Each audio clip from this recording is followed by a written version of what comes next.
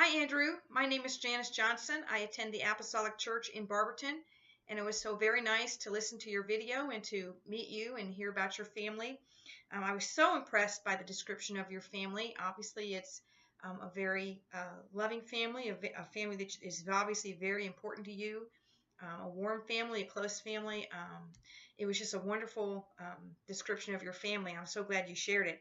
My family growing up was not a Christian family at all. We didn't go to church. We weren't Christian.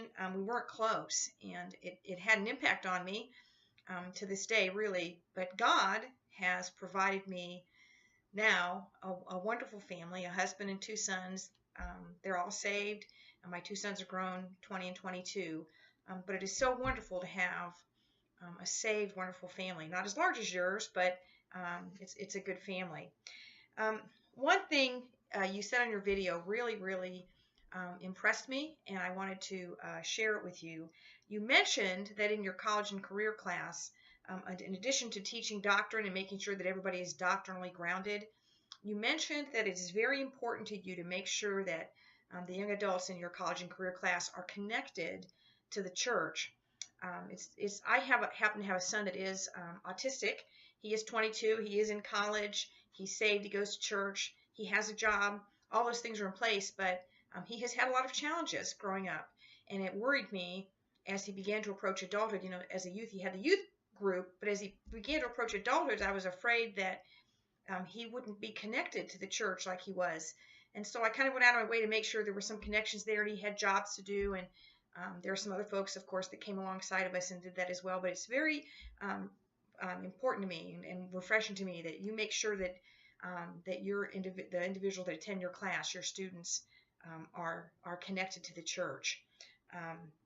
Also, by the way, I would have to mention that Bible quizzing came late to our church, and my son Joel, the same son I'm talking about, had 2 years of Bible quizzing, but he dearly loved it and helped for a while afterwards. So it's kind of neat to hear you talk about that as well. You mentioned, you talked a little bit about apostolic distinctives in your video, and it was really nice to hear your description of that and to listen to what you had to say about that.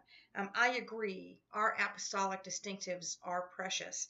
You know, I think it's easy to think, well, you know, we're so different. People aren't going to come in.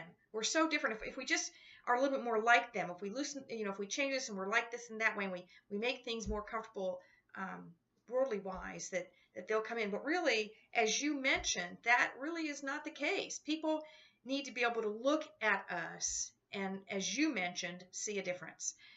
Otherwise, why would they need to come in? They need to see a difference, and they need to experience something that, you know, see something that's different. Realize, you know, here's something that could transform my life. And you know, if we're like them, if we don't retain those distinctives, how will they see that? Of course, love and loving relationships go along with that and have to be in place too. But we have to be that called out community, that called out church, that alternate community, as we've been reading about, that people can see and want to be a part of. So it was really nice to hear you talking about that. I want to maintain those apostolic distinctives mixed with love and relationship, and be a part of the community that God can use to help other individuals become saved.